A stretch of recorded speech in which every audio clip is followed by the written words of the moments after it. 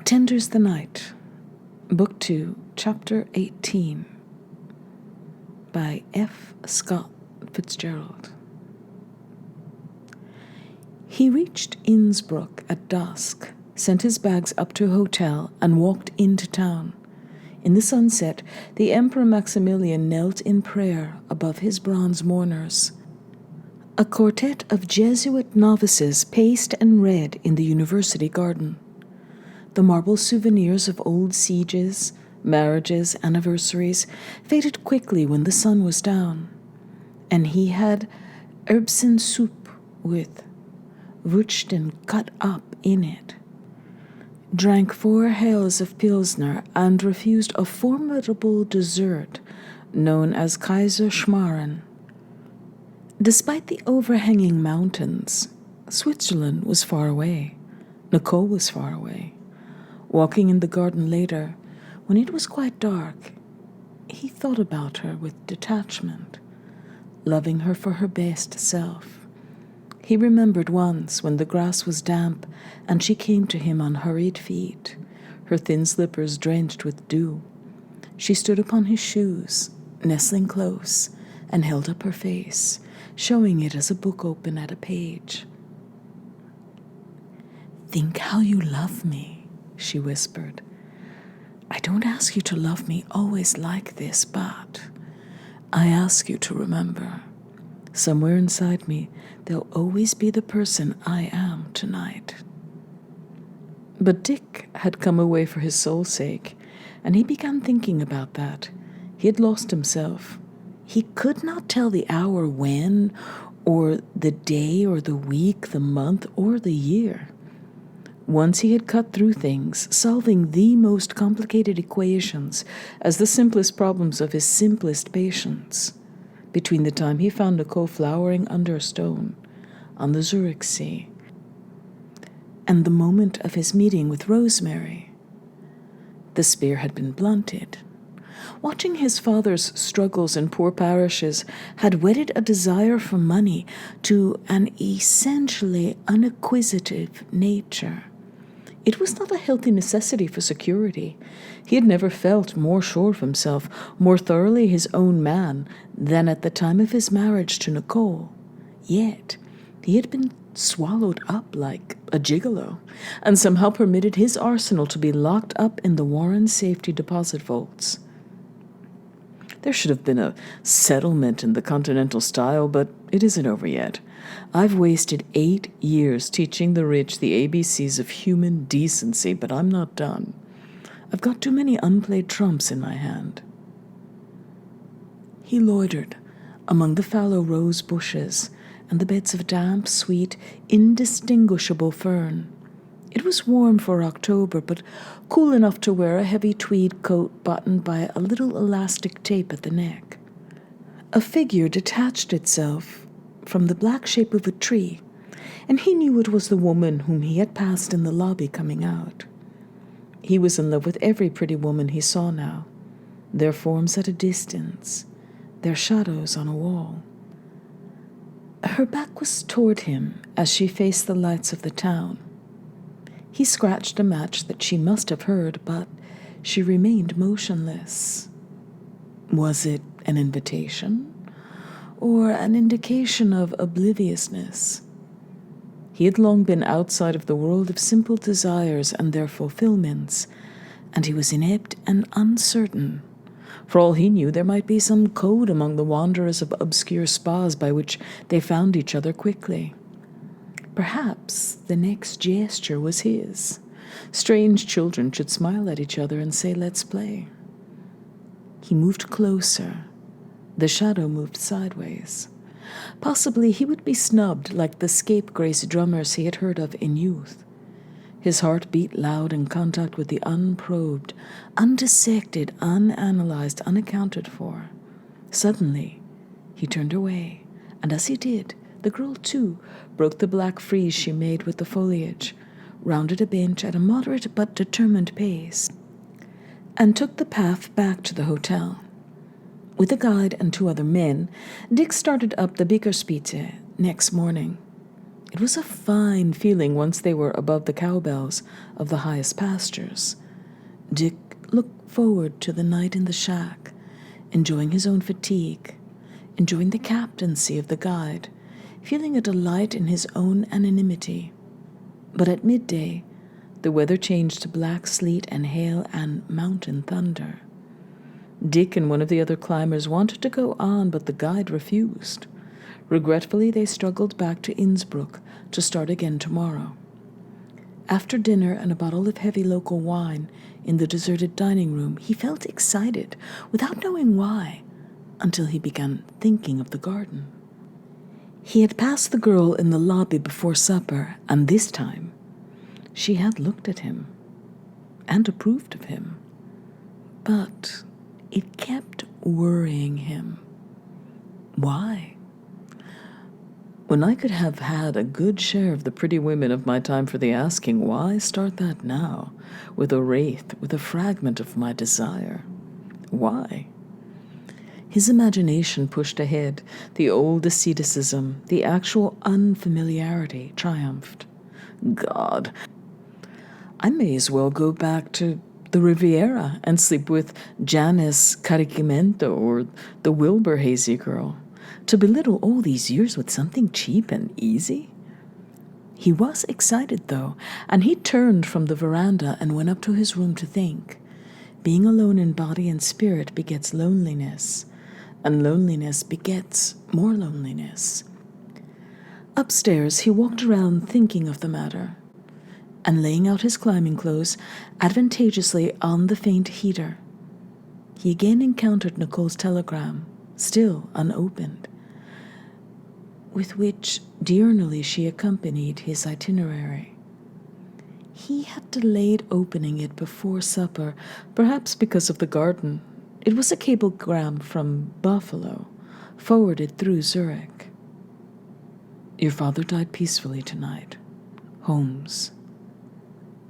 He felt a sharp wince at the shock, a gathering of the forces of resistance. Then it rolled up through his loins and stomach and throat. He read the message again. He sat down on the bed, breathing and staring, thinking first the old selfish child's thought that comes with the death of a parent. How will it affect me now that this earliest and strongest of protections is gone? The atavism passed, and he walked the room, still, stopping from time to time to look at the telegram. Holmes was formerly his father's curate, but actually, and for a decade, rector of the church. How did he die? Of old age. He was 75. He had lived a long time. Dick felt sad that he had died alone. He had survived his wife and his brothers and sisters. There were cousins in Virginia, but they were poor and not able to come north, and Holmes had had to sign the telegram. Dick loved his father. Again and again, he referred judgments to what his father would probably have thought or done. Dick was born several months after the death of two young sisters, and his father, guessing what would be the effect on Dick's mother, had saved him from a spoiling by becoming his moral guide. He was of tired stock, yet he raised himself to that effort. In the summer, father and son walked downtown together to have their shoes shined. Dick in his starched duck sailor suit, his father always in beautifully cut clerical clothes. And the father was very proud of his handsome little boy. He told Dick all he knew about life, not much, but most of it true. Simple things, matters of behavior that came within his clergyman's range. Once, in a strange town when I was first ordained, I went into a crowded room and was confused as to who was my hostess. Several people I knew came toward me, but I disregarded them because I had seen a gray-haired woman sitting by a window far across the room. I went over to her and introduced myself. After that, I made many friends in that town. His father had done that from a good heart. His father had been sure of what he was, with the deep pride of the two proud widows who had raised him to believe that nothing could be superior to good instincts, honor, courtesy, and courage.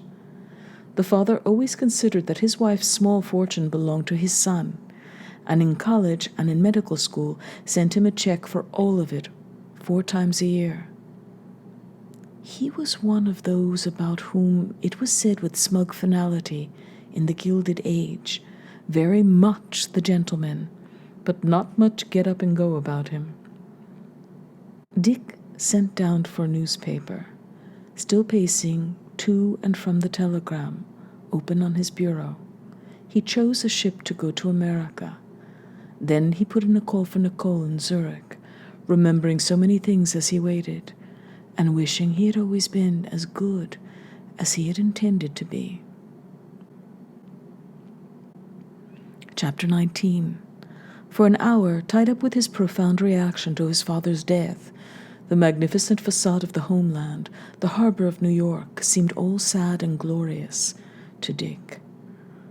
But once ashore, the feeling vanished, nor did he find it again in the streets or the hotels or the trains that bore him first to Buffalo and then south to Virginia with his father's body. Only as the local train shambled into the low-forested clayland of Westmoreland County did he feel, once more, identified with his surroundings. At the station he saw a star he knew, and a cold moon bright over Chesapeake Bay. He heard the rasping wheels of buckboards turning, the lovely fatuous voices, the sound of sluggish primeval rivers flowing softly under soft Indian names. Next day at the churchyard, his father was laid among 100 divers, Dorseys, and hunters. It was very friendly leaving him there with all his relations around him. Flowers were scattered on the brown, unsettled earth. Dick had no more ties here now, and he did not believe he would come back. He knelt on the hard soil. These dead, he knew them all, their weather-beaten faces with blue, flashing eyes, the spare, violent bodies, the souls made of new earth in the forest-heavy darkness of the 17th century. Goodbye, my father. Goodbye, all my fathers. On the long-roofed steamship piers, one is in a country that is no longer here and not yet there. The hazy yellow vault is full of echoing shouts. There are the rumble of trucks and the clump of trunks, the strident chatter of cranes, the first salt smell of the sea. One hurries through, even though there's time. The past, the continent, is behind. The future is the glowing mouth in the side of the ship. The dim, turbulent alley is too confusedly the present. Up the gangplank, and the vision of the world adjusts itself, narrows. One is a citizen of a commonwealth smaller than Andorra, no longer sure of anything. The men at the purser's desk are as oddly shaped as the cabins. Disdainful are the eyes of voyagers and their friends. Next, the loud, mournful whistles, the portentous vibration, and the boat, the human idea, is in motion. The pier and its faces slide by, and for a moment the boat is a piece accidentally split off from them. The faces become remote, voiceless. The pier is one of many blurs along the waterfront. The harbor flows swiftly toward the sea. With it flowed Albert McKisco, labeled by the newspapers as its most precious cargo. McKisco was having a vogue. His novels were pastiches of the work of the best people of his time, a feat not to be disparaged, and, in addition, he possessed a gift for softening and debasing what he borrowed, so that many readers were charmed by the ease with which they could follow him. Success had improved him and humbled him. He was no fool about his capacities.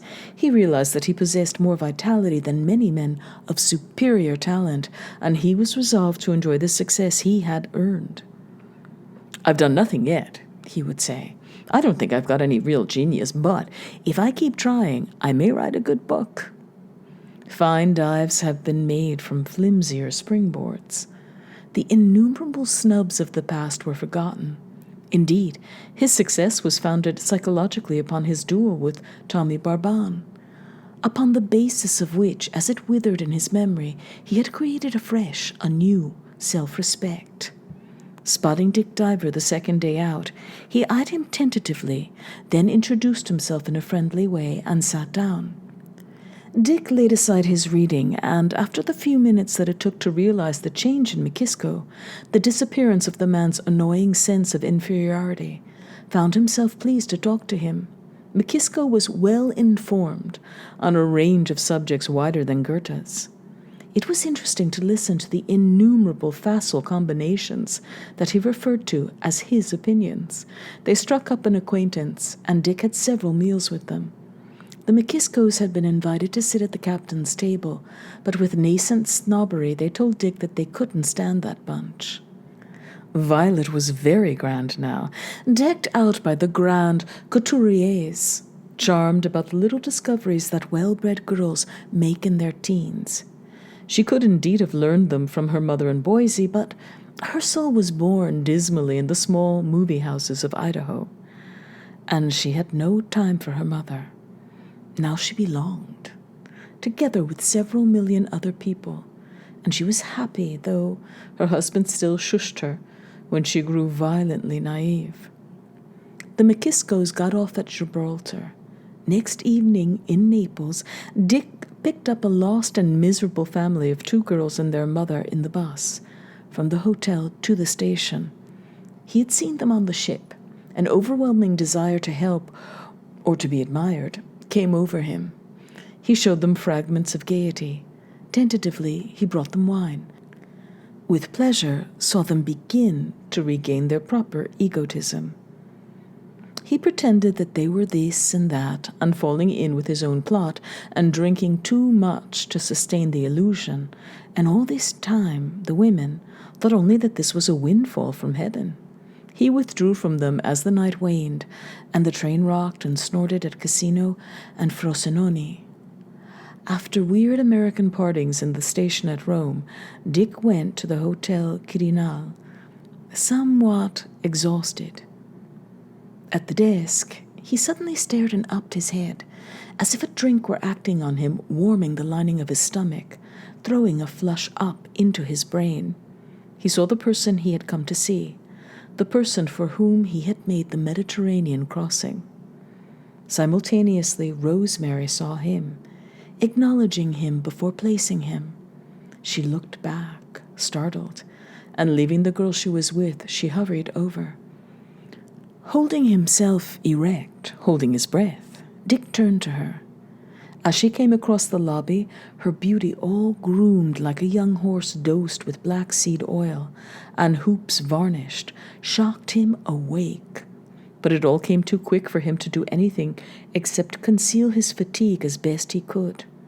To meet her starry-eyed confidence, he mustered an insincere pantomime, implying, "You would turn up here, of all the people in the world." Her gloved hands closed over his on the desk. "Dick, we're making the grandeur that was Rome, at least we think we are. We may quit any day." He looked at her hard, trying to make her a little self-conscious so that she would observe less closely his unshaven face, his crumpled and slept-in collar. Fortunately, she was in a hurry. "We begin early because the mists rise at 11. Phone me at 2. In his room, Dick collected his faculties. He left a call for noon, stripped off his clothes, and dove literally into a heavy sleep. He slept over the phone call, but awoke at 2, refreshed. Unpacking his bag, he sent out suits and laundry. He shaved, lay for half an hour in a warm bath, and had breakfast. The sun had dipped into the Via Nazionale, and he led it through the portieres with a jingling of old brass rings. Waiting for a suit to be pressed, he discovered from the Corriere della Sera that una novella di Sinclair Lewis, Wall Street, nella quale autore analizia la vita sociale di una piccola città americana. Then he tried to think about Rosemary. At first he thought nothing. She was young and magnetic, but so was Topsy. He guessed that she had had lovers and had loved them in the last 4 years. Well, You never knew exactly how much space you occupied in people's lives. Yet, from this fog, his affection emerged. The best contacts are when one knows the obstacles and still wants to preserve a relation. The past drifted back, and he wanted to hold her eloquent giving of herself in its precious shell, till he enclosed it, till it no longer existed outside him. He tried to collect all that might attract her. It was less than it had been 4 years ago. 18 might look at 34 through a rising mist of adolescence, but 22 would see 38 with discerning clarity. Moreover, Dick had been at an emotional peak at the time of the previous encounter. Since then, there had been a legion of enthusiasm. When the valet returned, he put on a white shirt and collar and a black tie with a pearl. The cords of his reading glasses passed through another pearl of the same size that swung a casual inch below. After sleep, his face had resumed the ruddy brown of many Riviera summers, and to limber himself up, he stood on his hands on a chair until his fountain pen and coins fell out. At 3, he called Rosemary and was bidden to come up. Momentarily dizzy from his acrobatics, he stopped in the bar for a gin and tonic. "Hi, Dr. Diver." Only because of Rosemary's presence in the hotel did Dick place the man immediately as Collis Clay. He had his old confidence and an air of prosperity and big, sudden jowls. "Do you know Rosemary's here?" Collis asked. "I ran into her. I was in Florence and heard she was here, so I came down last week. You'd never know Mama's little girl." He modified the remark. "I mean, she was so carefully brought up. And now she's a woman of the world, if you know what I mean. Believe me, she's got some of these Roman boys tied up in bags, and how." "You studying in Florence?" "Me? Sure. I'm studying architecture there. I go back Sunday. I'm staying for the races."